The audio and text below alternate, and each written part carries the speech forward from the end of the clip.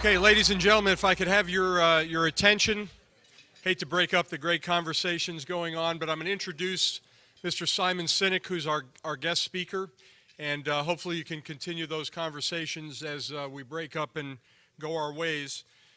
Mr. Simon Sinek is an author, speaker, thought leader, teacher, and a man who is leading a movement to inspire people to inspire themselves and others.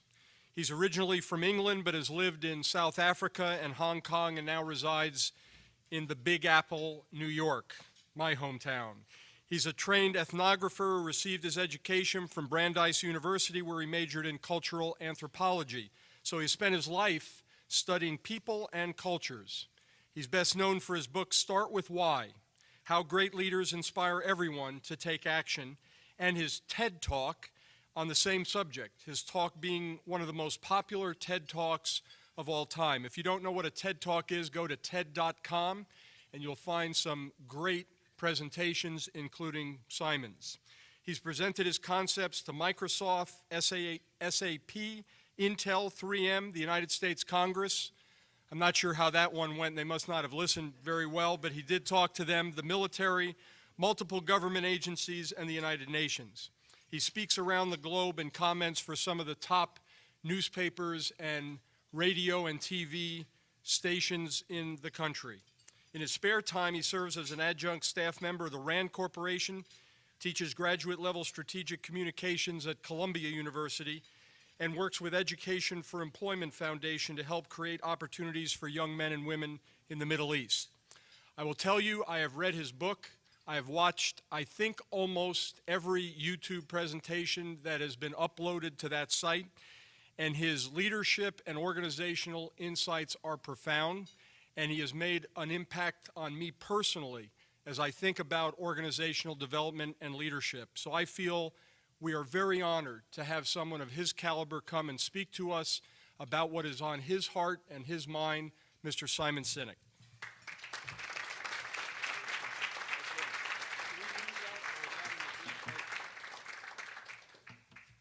Do I need the microphone? Can you hear me? You're good? Do you need the microphone? Do you need it for the camera? I think probably if he's going to do that, we probably should hook you up there. How's that? Good? Okay. I did go speak to Congress. That's true. It happened recently. I spoke to code of silence here, right? To speak to the majority whips, all of them. One of the questions that was asked is, how do we use this why stuff to, to better represent ourselves on television? And it was sort of, I guess, upsetting to me that I had to tell them that television doesn't care about them. Television wants ratings. And so if you can be controversial and mean and silly, they will keep inviting you back. But if you want to do some good in the world, they may not. And so if you actually believe in doing something good in the world, the why will help you articulate that good in the world so you're actually also interested, interesting in, to hear, to listen to. They didn't listen to me. Let me tell you how I find myself here today. My pursuit is a personal one. It is not an academic one, nor has it ever been a commercial one. My pursuit began a few years ago when I lost my passion for what I was doing. I ran my own small business, and after a few years of doing that, my passion went away. I can't explain it. I can't put it any other way. I didn't enjoy getting out of bed anymore. People gave me silly advice, like do what you love. I was doing the same thing. I didn't love it anymore. Follow your passion. Yet we all know that, but how do you do that? These are not helpful.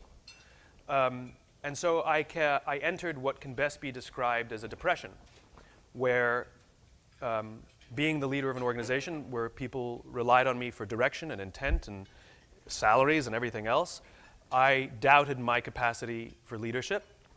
And the biggest mistake I made that I learned the hard way is, as a leader, I did not have to know all the answers, and if I didn't have to pretend that I did. That was the biggest mistake that I made. I always thought I had to know all the answers, and I thought that if I didn't, I had to pretend that I did. And the more that I pretended that I had all the answers, or the harder getting out of bed every morning became, to the point where I became depressed. And it was a discovery that I made that every single organization on the planet, even our own careers, always functions on the same 3 levels: what we do, how we do it, why we do it. Those 3 must be in balance. We all know what we do. That's the job we perform, the actions we take, our MOS, whatever the functional things you do. What do you do? I'm a student. What do you do? I'm a teacher. Whatever it is, right? Some of us know how we do what we do. These are the things that we think make us different or special or stand out from the crowd. The reason we think we deserve the job or the promotion or the recognition. What makes us better than everyone else, right? What's your unique ability? But very few of us can clearly articulate why we do what we do. And by why, I don't mean to make money. I don't mean to protect the nation. Those are results. If you do your job well, the nation will be protected. They're not the reason that we get out of bed in the morning. Philosophically, they may be, but nobody jumps out of the bed in the morning going, another day to protect the country. It's just not happening. And so realizing that I didn't know my why, I became obsessed with it. And I figured out how to find my why, and more importantly, I figured out how to help others find theirs. And not surprisingly, as we do when we discover something beautiful, we share it with the people we love. You see a great movie, you tell your friends, go see the great movie. You know, we do that all the time. And so, having restored my passion to levels that I had never experienced before, the first thing I did was tell all my friends. I told my friends about this thing called the why. They had to learn their why. And my friends started making crazy life changes, changing jobs, changing careers, feeling the effects that I had felt, their passion restored to levels they too had never experienced prior. They invited me to their homes to share it with their friends. I would literally show up in someone's apartment and tell their friends about this thing that I had discovered called the why. That's how it began. And people just kept inviting me, and I just kept saying yes. And somebody said, you should write a book about it. I said, okay. Somebody introduced me to the god in business publishing, a man by the name of Adrian Zackheim. He's the original publisher from Good to Great, publishes all of Seth Godin's books. And so the folklore goes, I had a 29-minute meeting with him, and 3 days later I had a book deal. So I don't know what it takes to get a book deal because I didn't follow the process. And he sat in a room with an unknown guy. I mean, I was total unknown. The only thing I had was my sense of purpose and my idealism. That's all I had. And I sat in his office for 29 minutes and told him what I believed. Not what I did, not what made me qualified, but what I believed and the world that I imagined. And he was inspired enough to take a risk on me, which I'm immensely grateful for. And the more I became a student of this thing called the why, the more it worked, and the more others were interested.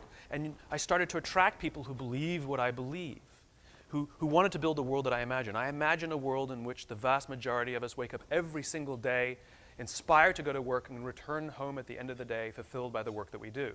That doesn't mean that you have to like every day. We don't like our children every day, but we love them every day, right? You don't have to like your job every day. You do get to love it every day. And those who believed what I believed, as predicted by this magical little formula called the Golden Circle, raised their hand and said, how can we help build this world? And we became compatriots in this noble pursuit. But another problem emerged. Sometimes it's so attractive, and sometimes it's so inspiring, that so many people show up and you don't know who shows up selflessly and who's showing up selfishly. And I had a few experiences in my own life that caught me by surprise because I kept meeting people who said all the right things. They said they believed what I believed. They said they wanted to do what I believed and then help me. And when push came to shove, when problems emerged, they disappeared. I'd exposed myself, made myself vulnerable, shared all of everything I knew, all the people I knew, because I believed it was the noble pursuit they were joining me in, only to find out they wanted to take, not to give. And so now I didn't know who to trust. And the question is, what happens when somebody violates your trust? Do you completely pull back? Do you put the walls up so high that you don't let anyone in?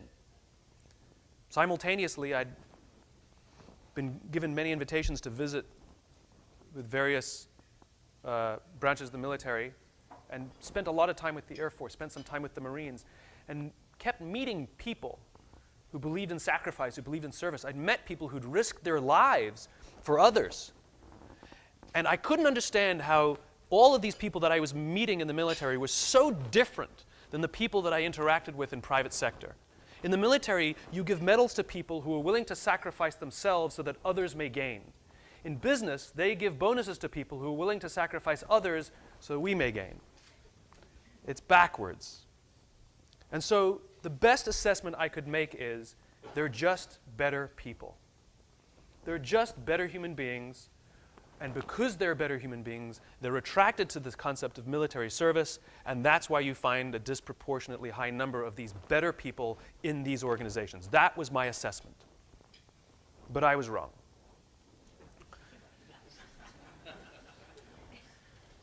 Because I'm not satisfied with that answer.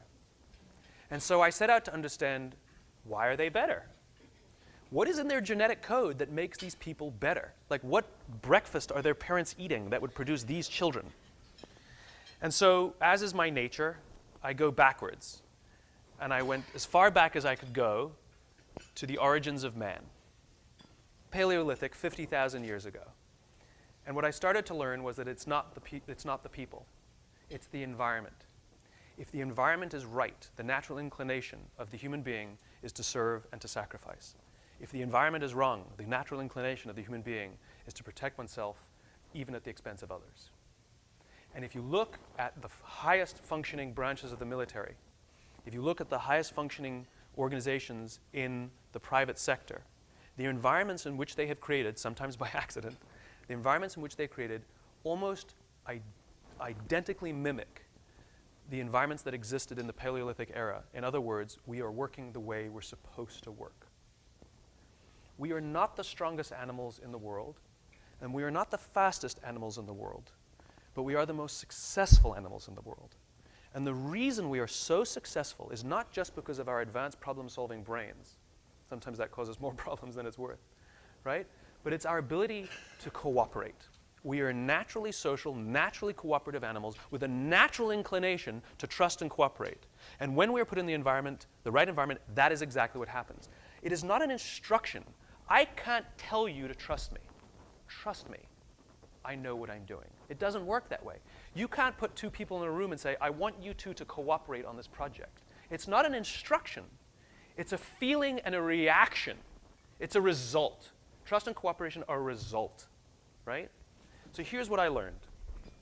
In caveman times, the world was filled with danger, right? Whether it was the weather, whether it was the lack of resources and food, whether it was a saber-toothed tiger. There were all of these things out there with no conscience trying to kill you. Nothing personal. The only way in which we, frail, slow, not very strong animals, could confront and survive all of these things with a predisposition to kill us was to work together and create cultures, to live in tribes, to help each other. There's a natural and inherent benefit to group living. It means that if I trust you, I can fall asleep at night with the confidence that if danger shows, you will wake me. If I do not trust you, I can't fall asleep at night. It's exactly the same in our modern day and age. The goal is to feel safe in the environments in which we live and work, to feel like we belong. The dangers around us and outside us are a constant. They're never going to go away, and they're never going to change. The variable are the cultures in which we live and work. That is a variable, and that is in the control and it is the responsibility of leaders.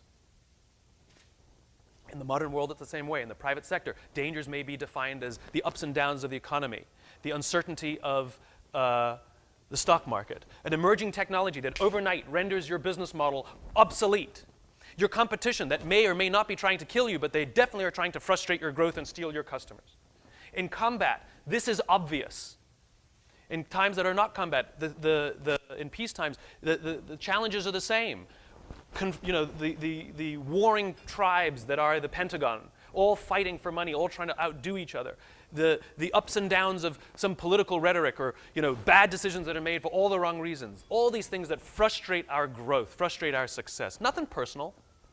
The only way in which we survive these dangers and, more importantly, seize the opportunities that exist is when we feel safe amongst the people with whom we live and work. If we do not feel safe with the people with whom we live and work, we are forced to invest our own time and our own energy to protect ourselves from each other, which then inherently makes the entire organization weaker and exposes us to the dangers outside.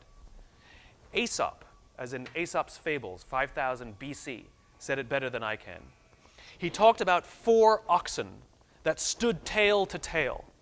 And no matter from which angle the lion attacked, he was always met with horns. However, due to infighting and disagreements, the oxen decided to separate and graze in different parts of the field, and one by one, the lion ate them all. When we do not fear each other, we survive very well. When we have to protect ourselves from each other, we don't do very well at all. So then the question arises, how on earth do we build a circle of safety? How do we do it? How do we keep ourselves safe from each other? How do we learn to trust each other, especially if trust is a result and not something you can just do? As it turns out, the human body works exactly the same way as any organization. We have internal incentive systems that are working very, very hard to get us to repeat behaviors that are in our best interest, right? So if you think about how any incentive system works, I want you to achieve a goal. I'm going to tell you what that goal is. If you hit that goal, I will give you a bonus. Guess what you do? What I want you to do. You will achieve the goal that I set, my intent, my mission, my goal, whatever it is, and because there's certain incentives and rewards on the other side, you will do them. The human body does exactly the same thing. If you've ever had a feeling of happiness, joy, pride, status, fulfillment, love, friendship, any of these feelings are chemically produced.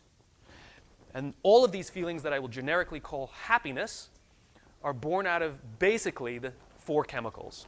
They are endorphins, dopamine, serotonin, and oxytocin, EDSO. Let me go through them really quickly. Endorphins. The purpose of endorphins is one thing and one thing only: to mask physical pain. That's it. That's what endorphins do. We all know what an endorphin rush is, or a runner's high. You go out there for a run. You're pushing your body harder than you've ever pushed your body before, and it feels good. And so you keep going, and you keep going. And at the end of your run, you still feel awesome. Those endorphins are still surging through your bloodstream. And about an hour later, you're now in pain for damage you caused to your muscles about an hour before, because the endorphins have now run out. Endorphins served a very practical purpose. Back in caveman days, we're neither the strongest animals nor the fastest animals. How are we going to eat? How are we going to get food? The human animal is made for endurance.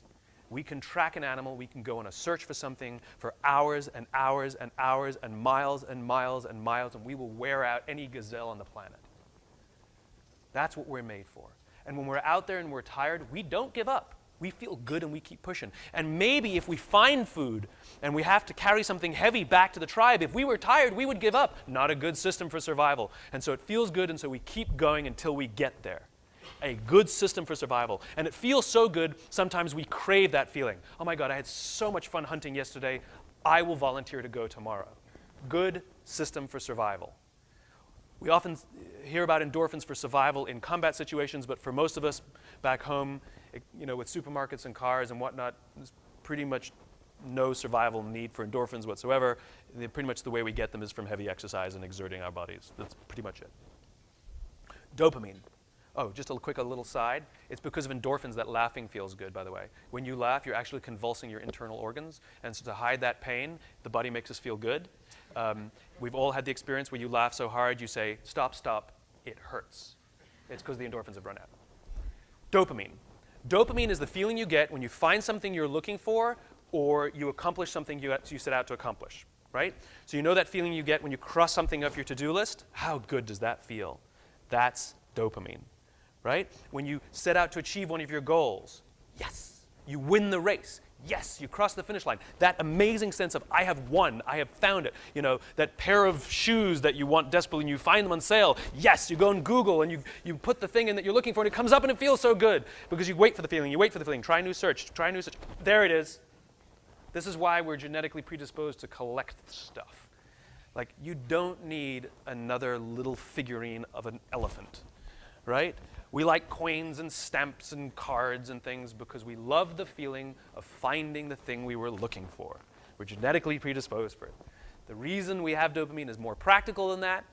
It's because if we only went to look for food when we were hungry and there was no guarantee that we would find food, not a good system for survival. And so Mother Nature has imbued us with this wonderful chemical so that we will go looking for food even when we don't need it. You get dopamine when you eat. It's why we enjoy eating, right? Because we get a dopamine hit when we eat. So, to try and get more of that feeling, we will repeat behavior that gets us the thing that makes us feel good, right? So, for example, you're out for a wander, and in the distance you see a little apple tree, shot of dopamine. And what dopamine does is it makes us focused on our goals, keeps us free from distraction, fixated on the goal we want to get. And so we start walking towards the apple tree because we want the dopamine. And as it gets a little bigger, we can sense that we're making progress. That's what metrics are supposed to do. They're supposed to indicate that we're making progress towards some other goal, right? It's not the metrics itself. And so we sense that we see the tree get a little bigger, we get another little shot of dopamine, and it keeps us even more focused.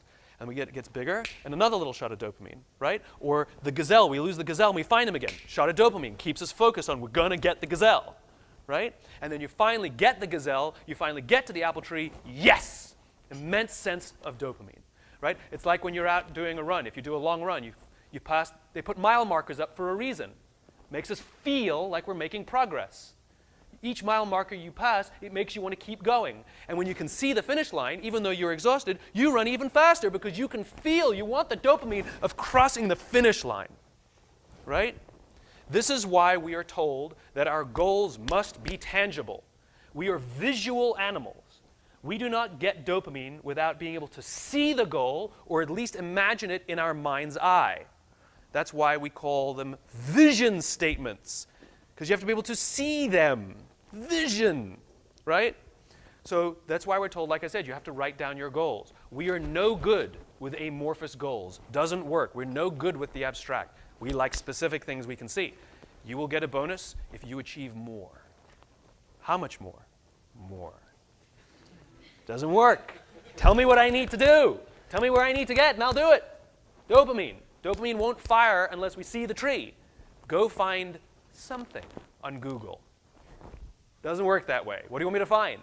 Tell me what you want me to look for, and then I can get that sense of accomplishment, right? That's what dopamine does. We are progress machines. A good vision must also be specific, something we can see in our mind's eye. Most vision statements are useless. To be the biggest, to be the most respected, to be the most loved, right? To serve the country. I don't even know what that looks like. Respected by whom? Your mother? There's no metric for that. Can't do it. It's useless. Martin Luther King, he had a good vision. I have a dream that one day, little black children and little white children will hold hands together on the playground. I can see that. I can imagine that. And if that's the kind of world that inspires me that I want to live in, I will fixate my target, fixate on that target, on that goal, and I will do what I need to do to get closer. And every milestone that we reach that makes us feel like we're making progress inspires us to keep working harder and harder and harder to get that goal. That's good vision. That's good vision. Dopamine comes with a warning, however. Dopamine is highly, highly, highly addictive. Here are some other things that release dopamine. Alcohol, nicotine, gambling, your cell phone, right? Think about how gambling works. We know what the tree is. It's 3 sevens. You get 3 sevens, it's very specific, you get rich. Good. Pull the handle. 2 sevens. Feel like making progress. Pull the handle again. 1 7. It's okay. Still making progress. Pull the handle. Missed it this time, but I know I'm coming close because I saw it before. I saw a glimpse of the gazelle. Pull it again. It's called addiction. We get sucked into it. It's tricking our system. And so we keep going and going and going. And like all addictions, we will waste money, we will waste time, and we will destroy relationships. That's what addiction does to us. They say that if you wake up in the morning and the first thing you do is crave a drink, you might be an alcoholic. If you wake up in the morning and the first thing you do is check your phone even before you get out of bed, you might be an addict. If you walk from room to room in your own home holding your telephone, you might be an addict, right? Thank you. Yes, look at doing the demonstration. If you're driving your car and your phone goes bing, right? You can't wait 15 minutes to get to where you're going. You've got to check it right now. Pull the handle. You might be an addict. And even when you do read it, do you want to have dinner next Thursday, and you can't wait 10 minutes to reply? You got to reply right now? Odds are very high you have an addiction. Yes, we all hate all the email we get. What we love is the bing, the buzz, the flash, and the beep. Oh, it feels so good. The reason we send so many texts and emails is because we want replies. In fact, when we don't get a reply, we become unnerved. Why haven't they replied? I want a reply. I hate all this email, right? We crave it. We become addicted to it.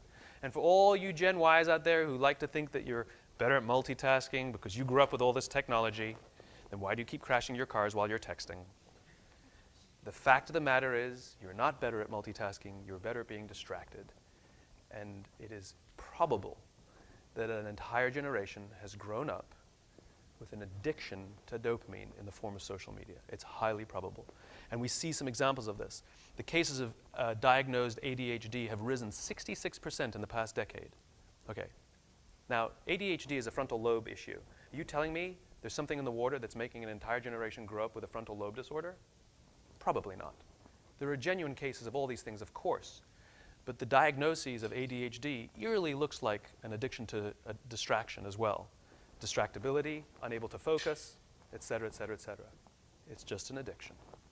We can also become addicted to performance.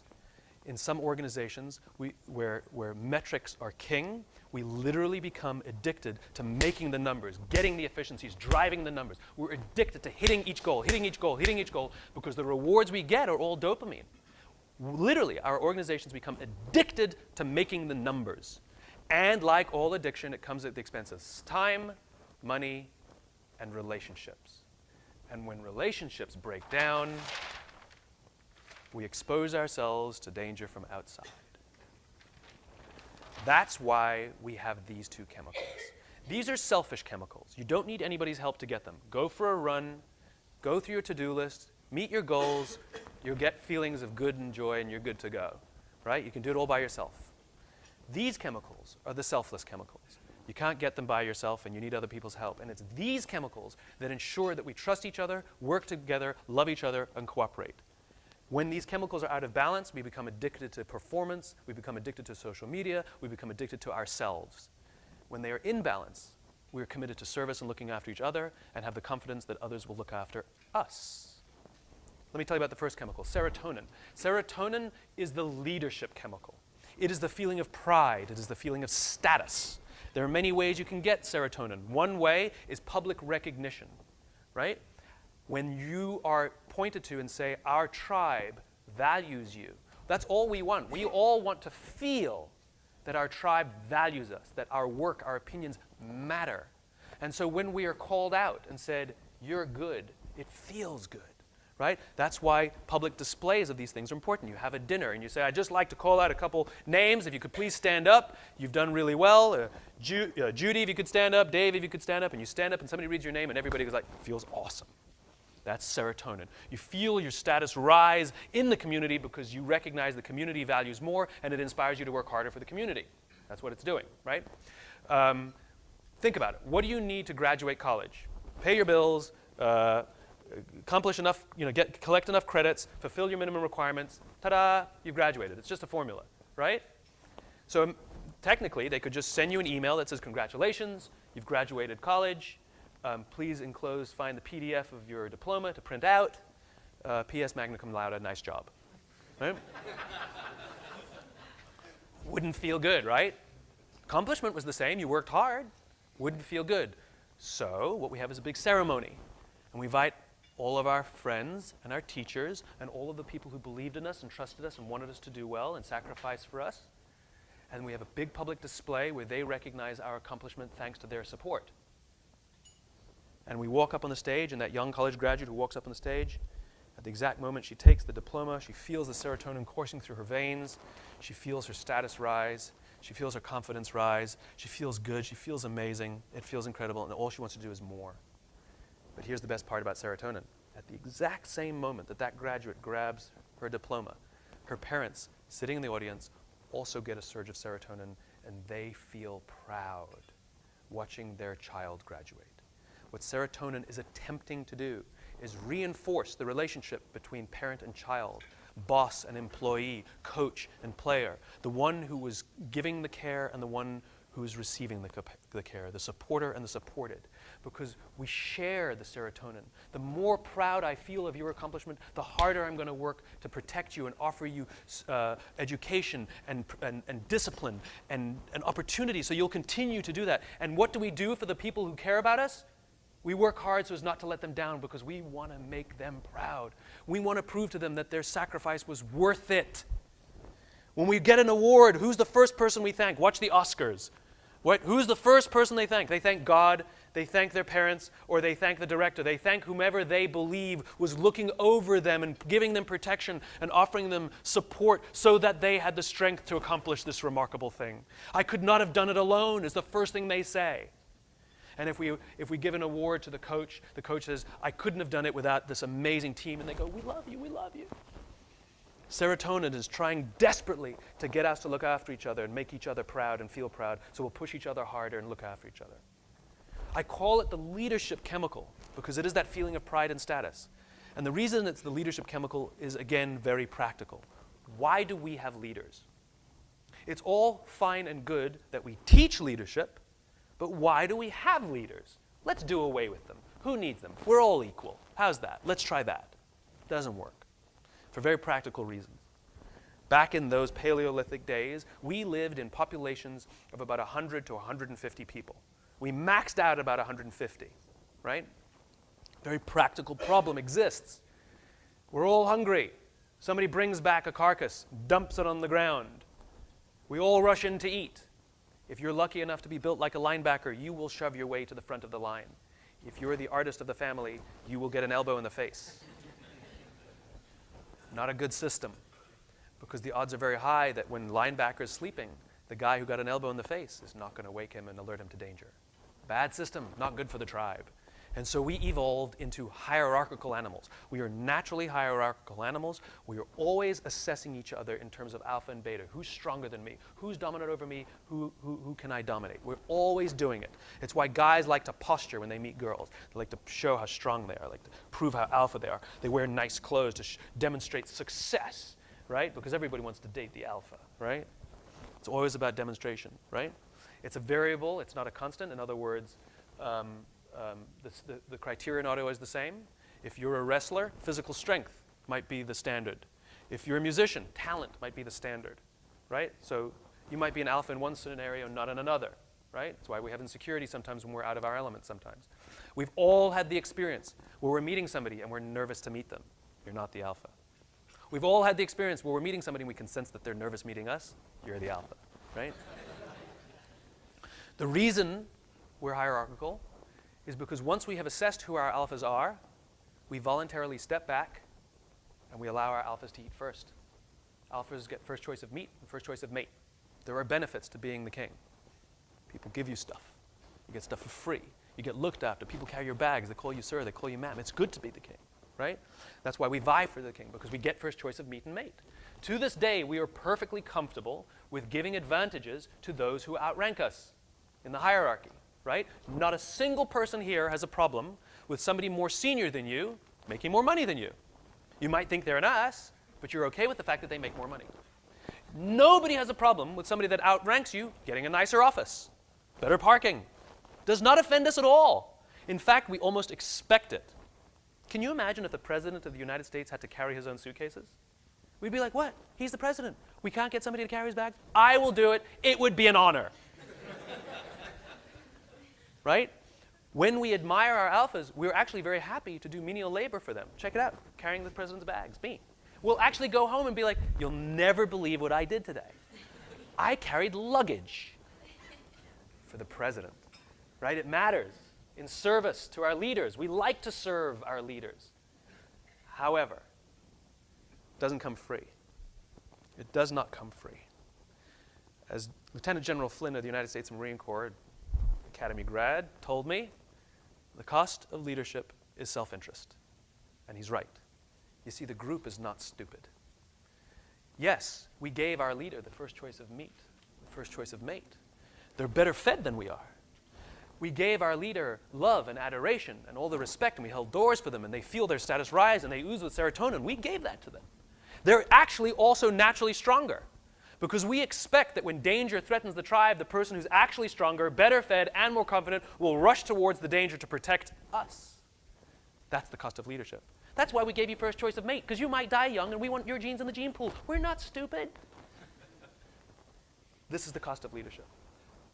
It's your willingness to sacrifice yourself, sacrifice your comfort, sacrifice your perks when it matters for the good of your people. Leadership is not a rank. It is a choice. It is a responsibility to offer protection to those to the left and those to the right. There are some people who have positions of authority who are not leaders. And there are some positions that have no formal authority who are very much leaders. And we naturally will put the people at the top of the hierarchy who would be willing to sacrifice for us. This is why it is the law that if you win the Congressional Medal of Honor, a 4-star salutes you. Because the formal rank is secondary to your willingness to sacrifice for others. That's natural. This is why we're so viscerally offended by some of the bankers who pay themselves disproportionately high bonuses. It has nothing to do with the numbers. It has everything to do with their violation of the deep-seated social contract we have with each other and with our leaders. Because we know that not only were they okay watching their people get sacrificed so they could get their big bonus, sometimes they sacrificed their people so they could get the big bonuses. Record high layoffs, right? That's what so viscerally offends us. They have actually violated the deep-seated social contract, the very anthropological definition of what it means to be a leader. What if I told you we're going to give a $150 million bonus to Nelson Mandela? Anybody got a problem with that? Nope. $250 million bonus to Mother Teresa. Got an issue with that? Nope. It's not the numbers. It's the social contract. The very definition of leadership is not your ability to get people to do things. It's not your ability to get people to do your bidding. The very definition of leadership is to offer safety and protection to those in your care so they feel so safe in the environment in which they live and work that they would voluntarily offer their blood, sweat, and tears to see your intent, your vision, and your goals advanced. They will volunteer to do that because they know that you would do it for them. That's the deal. And that's why it works well together. Oxytocin. Oxytocin is the feeling of love, friendship, loyalty, trust. It's all the warm and fuzzies. It's all the unicorns and rainbows, right? When you sit on, it's like why it's fun to hang out with our friends. You can sit on a couch and watch TV for 3 hours and never exchange a word with each other. And when they leave, you'd be like, hey, thanks for coming. I had such a good time. You didn't do anything. You watched TV, right? It's the company we keep with people we love. That's oxytocin, right? It's that deep-seated bond of love and trust. It doesn't happen overnight. You can't go on one date and get married. It takes time. It builds up. Sometimes it's quicker, sometimes it's slower, but it takes time and effort, and it's like a dance. Vulnerability, do things for people, pull back. You know, the organization does it for me, we do it for the organization. My boss does it for me, we do it for the boss. My colleagues do it for me, I do it for my colleagues. The other midshipmen do it for me, I do it for them. And it's this, and eventually, I mean, you know, I know from Paris Island, right? On the first day that they get there and they're all standing on the yellow footprints, right? They ain't thinking about anybody else but themselves. That's it. Solo, me. And the first thing their DI will say to them, the first words they will hear yelled at them are, from this day on, the words I, me, my are no longer in your vocabulary. They will be replaced by we, together, and us. Now, they're not listening, but that is what will happen. And for the first 2 weeks or so of boot camp, those young recruits care about one thing and one thing only, looking good. Proving to the DI that I deserve to be here. I'm good enough to be a Marine. But the Marines keep putting them in situations that they will fail if they try and do things by themselves. Here are steps. They're 12 feet apart. You have to climb to the top. Good luck. There's a reason it's called the confidence course. It's because they're working to build up their individual confidence. The Marines know that people will not serve the team, will not serve the group until they believe in their own ability.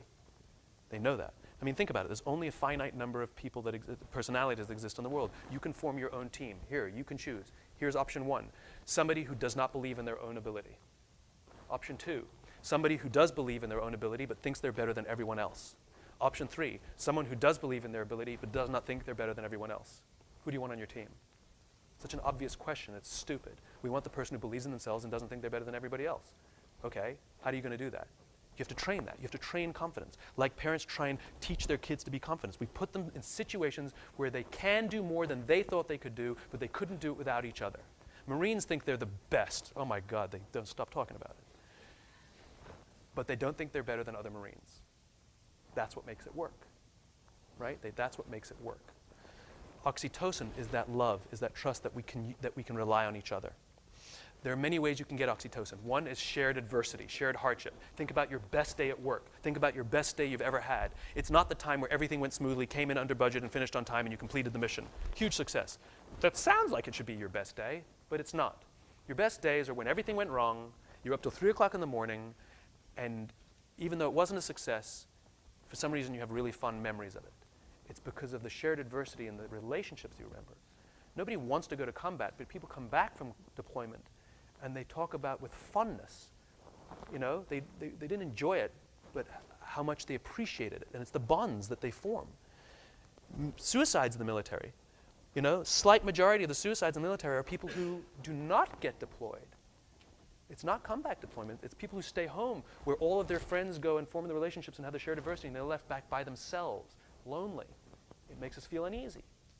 Right? These weird things that start to happen. We're these social animals. Shared adversity releases oxytocin. Another thing that releases oxytocin, human contact. The more people love each other, the more they touch each other. Right? High fives, you know, athletes slap each other. Like we hug the people we love. We hold hands. We give each other oxytocin. When we meet somebody as a sign of respect, what do? We shake hands. We touch. Lots of touching. Right? That's why you have to hold children. The more you hold children, they've done a wonderful study that children who don't get touched, I think the number is 32 times a day, are more likely to grow up to be criminals. That's because when we have oxytocin in our bodies, oxytocin gives us the capacity for empathy. Oxytocin gives us the capacity for respect and love. And if you lack those things, if you don't have oxytocin in your system, you become unempathetic and you become incredibly selfish. The more oxytocin we have in our bodies, it also reduces our susceptibility to addiction. So the less oxytocin you have, the more addictive personality you have. It's love. It's trust. Here's another way you get oxytocin. Acts of kindness, acts of human generosity. An act of human generosity is defined as giving of your time and energy with no expectation of anything in return. Money doesn't work. If I told you that on my way here, before I came here, I went online and I gave $500 to charity, what would you think of me? You'd be like, good for you, right? But if I told you that last Saturday I gave up half a day and I went and painted schools in the inner city, then what'd you think of me? You'd be like, nice, cool, I should do more, right? We as human animals put a premium on those who are willing to spend a non-redeemable commodity, time, energy, right? We've all sat in meetings or watched movies and thought to ourselves, I will never get this time back. Some of you are sitting right here, right now, going, I will never get this time back. I got nothing for you. I got nothing for you, right? Money you can make back, time and energy you do not. And so we as human animals that are constantly looking to see and learn if we can trust people, if they're willing to give to us, will give more trust to those who are willing to give their non-redeemable commodity to us. This is why email doesn't work, right? If I come to your house for dinner, you make me a lovely dinner. The next day I send you a wonderful email. Thank you, sir. What an amazing host you are. Or 3 days later, you receive a handwritten note from me with the exact same words. Which one makes you feel better? Handwritten note. Same words, same intention, same desire. The difference is you know it took me a little more time and a little more energy for the note, and it makes you feel better. Email doesn't work. It's too easy. Email is great for the exchange of information. Email is great. What time is the meeting? 4 o'clock. Here's the PowerPoint you asked for. Here it is. It is terrible to tell people what you think of their ideas. It is terrible to tell them what your ideas are. It is terrible to criticize people. It is terrible to compliment people. These are emotional things. These are trust-building mechanisms, and they do not work in email. Get up and walk over and tell them. Call them. Hey, I got your email. I just want to tell you what I thought of your idea. Sure. You know? It's why eyeball leadership matters. It's why the senior officer who goes to the front lines simply to say hi to everybody. Hey, thanks for your doing. Hey, nice to meet you. Hey, how are you? The reason it matters is because everybody on the front lines know that that person is really, really busy and has better things to do in their mind. and that they would get on a plane, travel for 9.5 hours, expose themselves to physical danger, and walk around simply to say hi to us means they care. Huge impact in how we feel about ourselves and the organization with the knowledge that our leaders would sacrifice their time and energy for us. I was walking down the streets of New York, and a person in front of me, their backpack open and a bunch of paper spilled out. Didn't think much of it. I bent down, gathered up the papers, handed them back, pointed out that his bag had opened up. I did a small act of generosity. I got a small burst of oxytocin. It felt good, felt nice. The person on the receiving end of the generosity also gets a burst of oxytocin. Thank you, he said. He felt good. It's nice when somebody does something nice for us. Thanks, right? Both get a burst of oxytocin, right? Get to the end of the block, true story, get to the end of the block, and I'm standing waiting to cross the street, and a guy standing in front of me turns around and says, I saw what you did back there. That was really cool. As it turns out, simply witnessing an act of generosity releases oxytocin. The human body is trying desperately to get us to look after each other.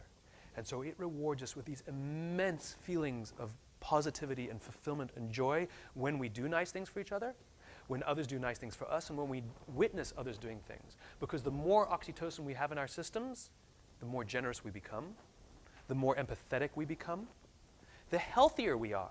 Oxytocin actually boosts your immune system. People in relationships live longer than single people. Happy people live longer than unhappy people, right? It actually makes us better problem solvers. It opens up our brains, biologically. I'm talking real biology here, right? The more oxytocin you have in your system, the better you are at problem solving.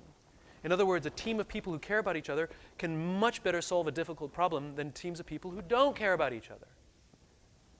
This is the power of this stuff. The human body is trying so hard to get us to look after each other. You want to be a leader, you have a choice.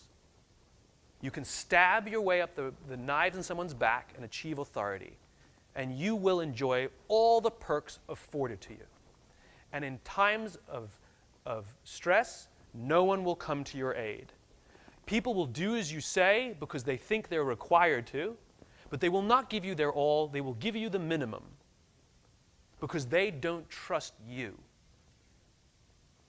Or you could be willing to sacrifice your own comfort, your own perks, when it matters, so that others may gain, and you will earn their trust, their loyalty, and their love. If someone is struggling with their studying, and you are also studying, what is the choice you make? Do you get up from your desk and you work with them until the wee hours of the morning until they get it? Maybe even sacrificing your ability to study and maybe sacrificing your own grade. That has significant implications in your career. It absolutely will. If you don't make the grade, that'll hurt. But those are the steps it takes to become a leader. Leadership is a choice. That's all it is. That's all it is. The more you offer this to others, the more they offer it back.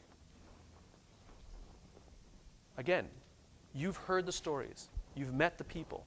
You meet people who have sacrificed themselves so that others may gain. They risked their lives. Dakota Meyer, who won the Congressional Medal of Honor, the president asked him, "Did you think you were going to die?" To which he replies to the president, "No, sir, I knew I was going to die." Nobody runs into combat, forgotten country. It just doesn't exist. They do it for the person to the left of them, and they do it for the person to the right of them.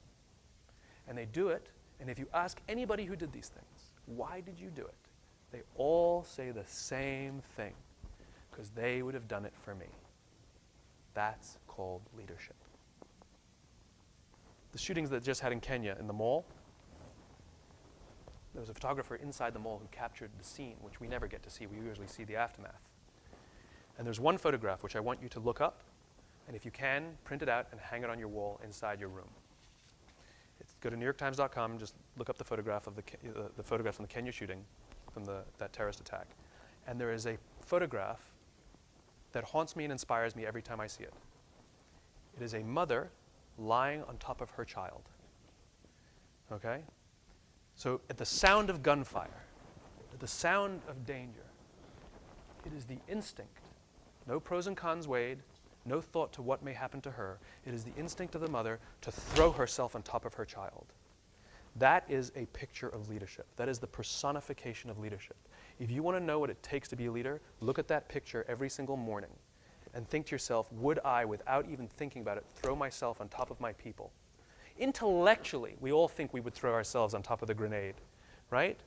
But it's not a question of whether you think you would or wouldn't when the grenade is thrown. The question is, do others believe you would when it was thrown? And the question is, on a daily basis, do I believe that you would do that? Because if I don't, my guard goes up, and I will protect myself from you. If I do, my guard goes down, and I will do whatever it takes to see that your vision and your intent is followed.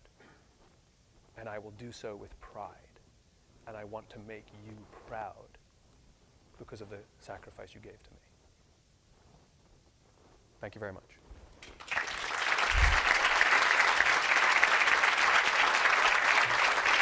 Thank you. Thank you. So we're going to have time for one question. And then Simon's going to stay around a little bit after that. But who's going to ask the insightful, penetrating question for this whole group? I'm sure you've already learned this in the Halo Academy. There's no such thing as dumb questions. There's only dumb people. So who's got a question? I know we covered the subject pretty well. There's got to be someone who's got one question. Less pressure. It doesn't have to be the most profound. Go ahead. Go ahead, Joe. Amy, yeah. Go for it. Sure. Very good. That was actually demonstrated. So your other work titled Leaders Eat Last. Yeah, that's my new work. It hasn't come out yet. So is that an addition to this philosophy, or is it a little different? That book is all this stuff. The Start With Why book doesn't have any of this stuff in it. That is the new stuff that's coming out. It is not out yet. I will tell you that the choice to be a leader, again, remember it's a choice, is the hardest thing you'll ever do. As you rise in the ranks, it doesn't mean that your job gets easier, it means it gets more difficult, because it means the responsibility you have over more people gets bigger and bigger and bigger. It is the hardest thing you will ever do if you want to be a leader. You can choose not to be a leader. It's okay. It's not a bad thing, you know.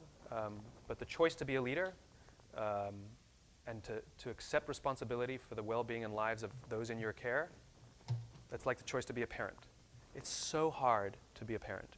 You sacrifice your life, you sacrifice your sleep, you sacrifice your money, you sacrifice your time, you know, all to see someone do well in life, to do better than you. It's the same thing. Not everybody wants to be a parent. So, like I said, I'm sure Simon is going to go ahead and the books are in the back, and everyone who is here gets one of the copies of his Start With Why. Just to give a serotonin rush to Simon, I want to present him with the Stockdale Compass that we consider the moral compass, which stands at the centerpiece as we live out our lives and be the kind of leaders that Simon described today. But we really appreciate your time and your I appreciate it. insights. That means a lot. Thank you very much. I appreciate it.